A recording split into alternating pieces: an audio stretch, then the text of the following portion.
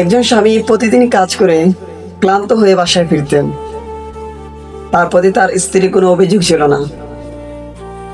স্ত্রী এক গ্লাস পানি প্রথমে দিতেন, আর একটি কথা বলতেন, চলুন আগে নামাজটা আদায় করে নিই।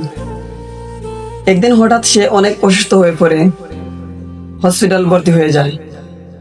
তার স্ত্রীর হাত ধরে বলে, তুমি যদি আমাকে প্রতিদিন নামাজের কথাটা মনে না করে দিতে, তাহলে হয়তো আজ আমি আল্লাহর দরবারে খালি হাতে দাঁড়াতে হতো।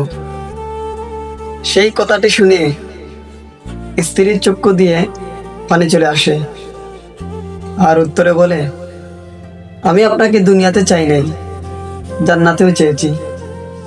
আমি আপনাকে দুনিয়ার জন্য ভালোবাসি নাই, আমি আপনাকে আবার পাওয়ার আশা, জান্নাতে আবার আপনার সাথে থাকার আশায় ভালোবেসেছিলাম। এজন্য আমি আপনাকে প্রতিদিন নামাজের কথাটি মনে করিয়ে দিতাম। এরকম ভিডিও পেতে হলে আমার চ্যানেলটি অবশ্যই সাবস্ক্রাইব করে আমার পাশে থাকুন। আর সুন্দর সুন্দর ভিডিও দেখতে হলে অবশ্যই একটি লাইক, একটি ফলো দিয়ে রাখবেন। ধন্যবাদ।